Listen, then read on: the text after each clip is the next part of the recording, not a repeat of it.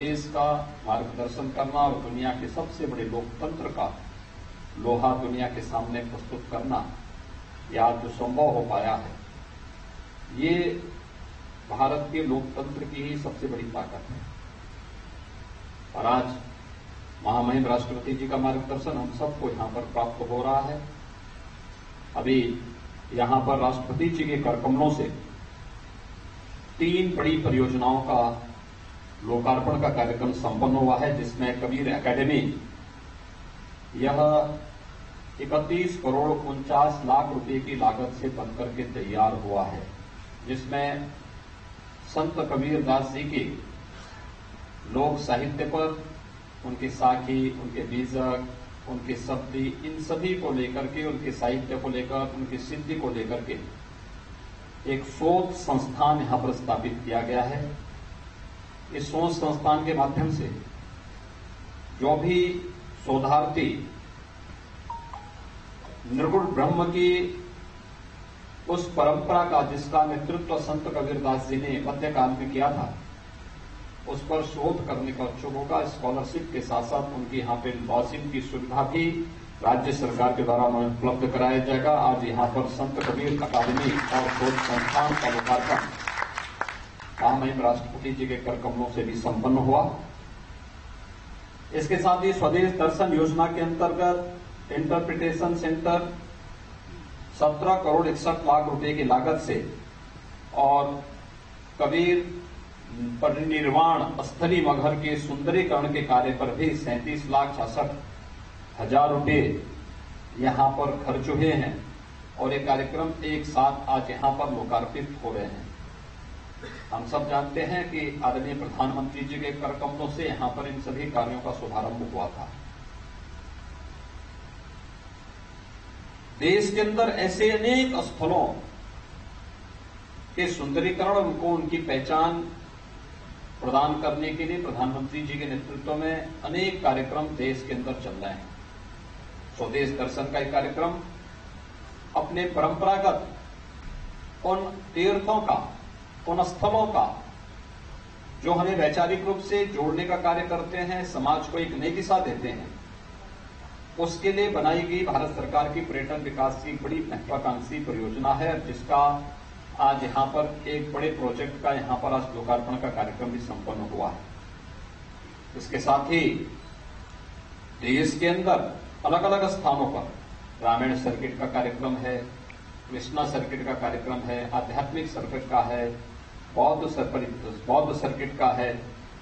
अनेक ऐसे कार्यक्रम देश के अंदर चल रहे हैं जो पर्यटन विकास की संभावनाओं को आगे बढ़ाने के साथ साथ इस पर्यटन के साथ नौजवानों के रोजगार उपलब्ध कराने, उन पर्यटन स्थलों पर आने वाले श्रद्धालुजनों और नागरिकों के लिए बेहतर बुनियादी सुविधाएं उपलब्ध कराई जा सकें, ये सभी कार्यक्रम उसके साथ जुड़ करके आगे बढ़ाने का कार्य कर रही हैं।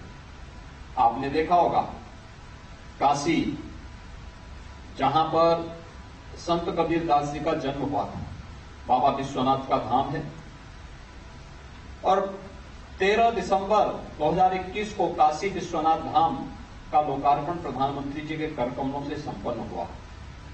1 लाख से अधिक श्रद्धालु प्रतिदिन इस समय काशी जा रहा है, काशी विश्वनाथ धाम में दर्शन करने के लिए।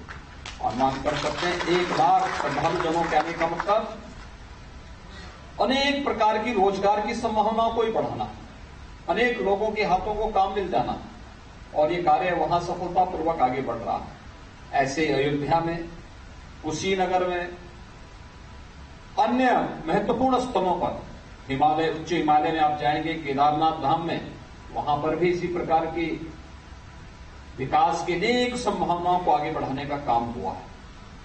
हम इस अवसर पर आदरणीय प्रधानमंत्री जी का हृदय से आभार व्यक्त करते हुए मैं इस राज्यपाल और राष्ट्रपति जी दोनों की उपस्थिति में आज यहां पर महामहिम राष्ट्रपति जी ने इन सभी कार्यों का लोकार्पण करके इन्हें राष्ट्र को समर्पित किया। श्रद्धालुजनों की सुविधा इससे और बढ़ेगी।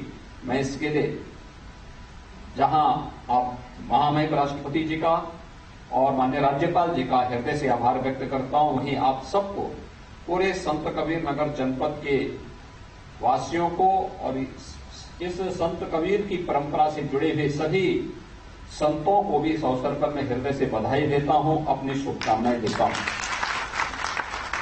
मित्रों, आज विश्व पर्यावरण दिवस भी है। हमारे संतों ने, हमारे ऋषियों ने, हमारे महापुरुषों ने हमें सदैव पर्यावरण के साथ मिलकर के आगे बढ़ने की प्रेरणा दी है।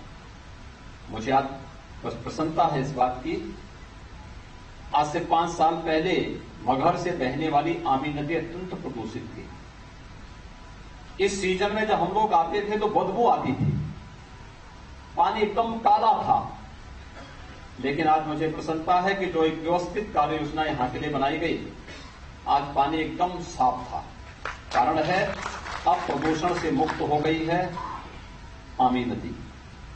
हमारा प्रयास होना चाहिए, जैसे आमी नदी प्रदूषण से मुक्त हुई है। मुझे याद है संत कबीर नगर के साथ बाद अब गोरखपुर जनपद में आमी नदी निकलती है। यहां मगहर में आने के पहले कुछ संत कबीर नगर से, फिर गोरखपुर से होते हुए फिर यहां आती है, फिर यहां से गोरखपुर जनपद में जाती है और गोरखपुर जनपद में ही राप्ती नदी में मिलती है। इस नदी के दोनों ओर जो गांव बसे हुए थे, वहां पे जो उन्नत पशुधन होता था, एक समय नष्ट सा हो गया था, खेती चौपट हो गई थी। लेकिन विगत 5 वर्ष के अंदर जो कार्य प्रारंभ हुए, आज उसका परिणाम है कि आमी नदी पूरी तरह शुद्ध हो चुकी है, साफ हो चुकी है। पशुधन फिर से यहां पर आगे बढ़ रहा है, किसान खुशहाली की ओर आगे बढ़ रहा है।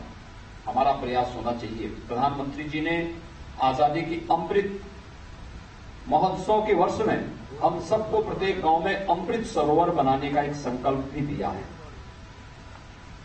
गांव का जो सरोवर है, जो अवैध कब्जा हो चुका है, जिसको हम लोगों ने गांव के शिविर में बदल दिया है, गांव का पूरा ड्रेनेज उड़ेल दे रहे हैं, गांव का कूड़ा घर बना दिया है, उसे मुक्त करते हुए उस अमृत सरोवर को, जैसे आमी नदी मगहर में एकदम शांत है, शुद्ध है, अविरल है, जल उसका एकदम निर्मल है, ऐसे ही हमें अपने अपने गांव में अमृत सरोवर के निर्माण की कार्रवाई के साथ हम जुड़ पाएंगे और उसे अपने गांव के तीर्थ स्थल के रूप में विकसित कर पाएंगे।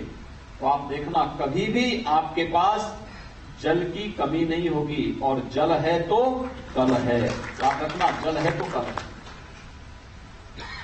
इतनी भीषण गर्मी पड़ रही है, जहां पेड़ पौधे नहीं हो रहे होंगे या जहां पेड़ पौधे नहीं होंगे, वहां क्या स्थिति हो रही होगी। यहां पे तो पेड़ पौधे हैं, तो भी व्यक्ति थोड़ी चलेगा, राहत लेने के लिए पेड़ के नीचे खड़ा हो जाएगा।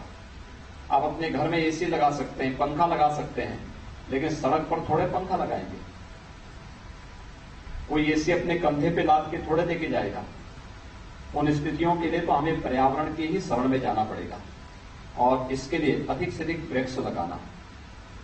राष्ट्रपति जी ने, राज्यपाल जी ने, मैंने भी यहां पे वृक्षारोपण का कार्यक्रम किया है। परंपरागत जो हमारी विरासत है, पीपल है, पाकड़ है, बरगद है, नीम है, आम होते थे, देसी आम होते थे, बड़े पैमाने पे लोग लगाते थे, पुण्य का कार्य मानते थे। हमने इन सभी जो भी वृक्ष थे, इन सभी के साथ एक आत्मीय संवाद जोड़ने का कार्य किया था। मौल श्री को हम भगवान कृष्ण के साथ जोड़ते हैं, हमने पीपल को बुद्ध के साथ जोड़ा है, भगवान विष्णु के साथ भी जोड़ा है। ऐसे ही अलग अलग देवी देवताओं के साथ हर एक वनस्पति को जोड़ने का कार्य भारत की परंपरा ने किया है। तो विश्व पर्यावरण दिवस पर हम सबको इस कार्यक्रम के साथ जोड़ना ही होगा। और जो बताया अभी डॉक्यूमेंट्री में हम बताई बात देख ही रहे थे कि संत कबीर दास जी ने तो हमेशा रूढ़िवादिता का विरोध किया। वे मगहर आए इसीलिए, वे तो काशी में जन्म लिया था। अपने अंतिम समय में उनको मगहर आने की आवश्यकता नहीं थी, लेकिन एक रूढ़िवादिता के खिलाफ उन्होंने आवाज उठाई थी कि जो कहते थे कि मगहर में आने पे नरक मिलता है, उन्होंने कहा चलिए मैं उसी नरक की तरफ जाता हूं। और यहां उन्होंने स्वर्ग बना दिया। पूरा मगहर में अगर संत कबीर नहीं आए होते तो यहां की क्या स्थिति हुई होती, क्या रहता यहां की स्थिति? ऐसे ही दीवान रहता। लेकिन आज यहां पर कितना अच्छा पर्यटन विकास के कार्य हो रहे हैं। 50 करोड़ से अधिक के विकास के कार्य तो यही हो रहे हैं, इससे पहले भी हुए हैं, आगे भी होंगे। ये लगातार चल रहा है, चलने वाली एक निरंतर प्रक्रिया है। लेकिन हमें भी अपनी जिम्मेदारी को समझना ही पड़ेगा, और जिम्मेदारी को समझते हुए उसी कर्तव्य के प्रति आगाह किया था संत कबीर दास जी ने। काल करे सो आज कर, आज करे सो अब। यानी कार्य को टालने की आदत नहीं डालनी है। जो कार्य करना है उसमें कोई टाल वटोर नहीं हो सकता है। जो कल करना है वो आज ही करो, और जो आज करना है उसको अभी शुरुआत कर दो।